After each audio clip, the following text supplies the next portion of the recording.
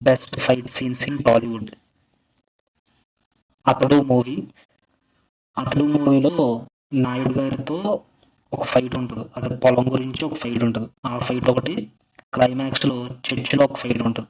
So, ఈ 2 best fights అతడు మూవీలో.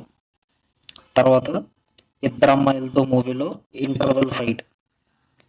తర్వాత 'ట్రిపుల్ ఆర్' మూవీలో రామ్ చరణ్ గారి ఇంట్రడక్షన్ ఫైట్. నిజంగా అది ఒక దుమ్మిలాగా ఉంటది. నమ్మేటట్టు ఉంటది ఫైట్ అంటే. ఒక దుమ్మిలాగా మొత్తం అందరూ ఒకేసారి వచ్చి మీద పడిపోతారు.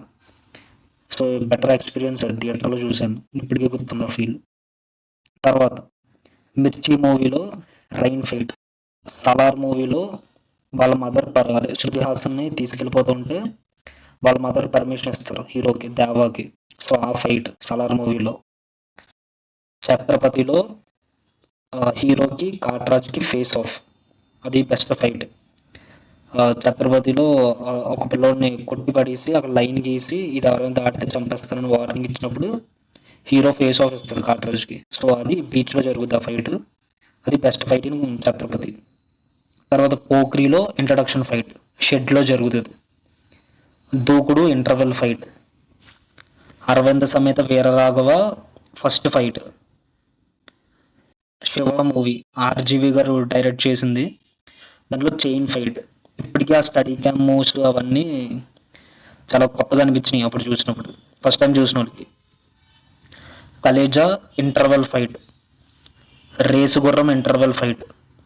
'నా పేరు సూర్య' నాయ మూవీలో పోలీస్ స్టేషన్లో ఒక ఫైట్ ఉంటుంది ఫస్ట్ బిగినింగ్లో. సో, ఆ ఫైట్.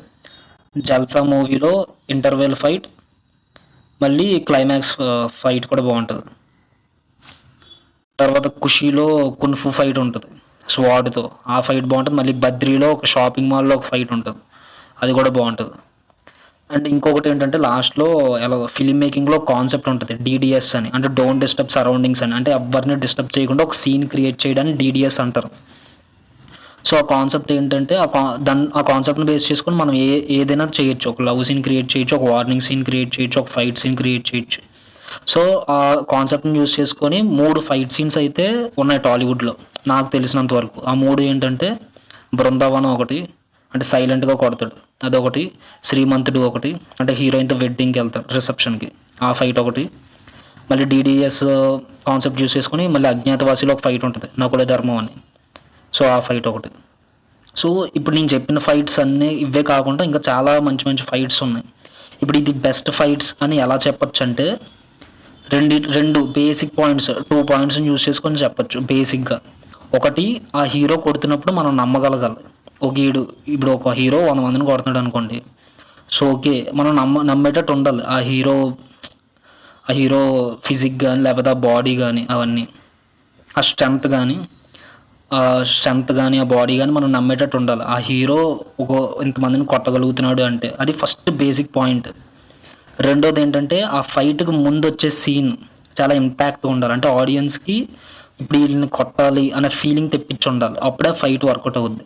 సో, ఈ రెండే చాలా బేసిక్ థింగ్స్. ఒక ఫైట్ బెస్ట్ ఫైట్ అవ్వాలంటే ఆ హీరో కొడుతుంటే నమ్మేటట్టు ఉండాలి. రెండోది ఆ ఫైట్ ముందు వచ్చే సీన్ ఇంపాక్ట్ఫుల్గా ఉండాలి.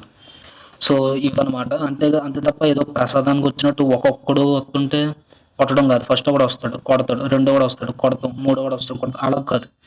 ఇంపాక్ట్ఫుల్గా ఉండాలి, బాగుండాలి చూడడానికి. ఇప్పుడు 'ట్రిపుల్ ఆర్' ఫైట్లో రామ్ చరణ్ గారి ఇంట్రడక్షన్ ఉంటుంది. అది ఎలా నిజంగా దొమ్మిలా ఉంటుంది. ఏదో ఒకేసారి వచ్చి మీద పడిపోతారు, నమ్మేటట్టు ఉంటుంది అది.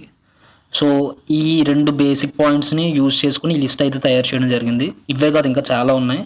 కానీ ప్రస్తుతానికైతే ఈ ఒక్క షాట్లో అయితే ఇవి మాట్లాడాం. థ్యాంక్స్.